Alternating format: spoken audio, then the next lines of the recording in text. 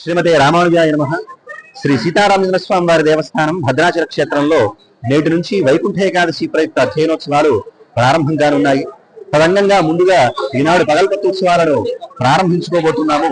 అలాగే ఈనాడు స్వామివారు దశావతార అలంకారాల కొనసాగింపు కూడా నేటి నుంచి మనకి ప్రారంభం కాబోతుంది. అందులో మొదటిగా ఈనాడు స్వామివారు మత్స్యావతార రూపంలో దర్శనాన్ని కృపజేయబోతూ ఉన్నారు. మనకి ఆనాడు ఈ పురాణాలు మత్స్యావతారాన్ని ఏ విధంగా స్వామి ధరించాడనేటువంటి దాని గురించి తెలియజేస్తూ, పూర్వం బ్రహ్మదేవుడి దగ్గర నుంచి ఉన్నటువంటి వేదాలను సోమకాసురుడు అనేటువంటి రాక్షసుడు అపహరించుకుని సముద్రంలో దాగి ఉంటాడట. అలా దాగి ఉన్నటువంటి సోమకాసురుడిని శ్రీమన్నారాయణుడు మత్స్య రూపాన్ని ధరించి సంహరించి వేదాలను ఉద్ధరించి జ్ఞాననిధులైనటువంటి వేదాలను బ్రహ్మకి ప్రసాదిస్తే ఆ జ్ఞానం ద్వారానే సృష్టిని ప్రారంభించాడు అని చెప్పేసి మనకి పురాణాలు మత్స్యావతార ప్రాదుర్భావం గురించి తెలియజేస్తున్నాయి. అంతేకాకుండా మనకి రెండవ కథ కూడా మనకి పురాణాలలో కనిపిస్తోంది. వైవస్వత మనువుకి మత్స్య రూపంలో చిన్న చేపగా లభించినటువంటి స్వామి ఇంతింతయ్యన్నట్లుగా రోజుకు ఒక పరిణామంలో మత్స్య రూపంలో పెరుగుతూ సముద్రంలోకి చేరతాడు.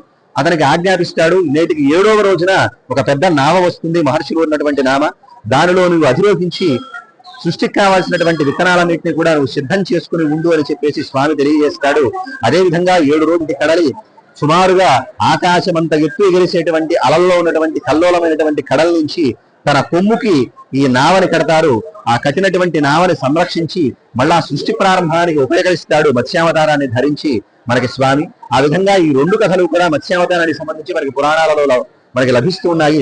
అటువంటి మత్స్య రూపంలో ఉన్నటువంటి స్వామి వారిని మనం దర్శించటం వల్ల, పూజించటం వల్ల జ్ఞానం మనకి గొప్పగా ఏర్పడుతుందని, అంతేకాకుండా మత్స్య సంబంధమైనటువంటి యంత్రాలను ఇంట్లో ఉంచుకోవటం వల్ల వాస్తు సంబంధమైనటువంటి దోషాలు కూడా తొలగిపోతాయని మనకి వాస్తు శాస్త్రం తెలియజేస్తోంది.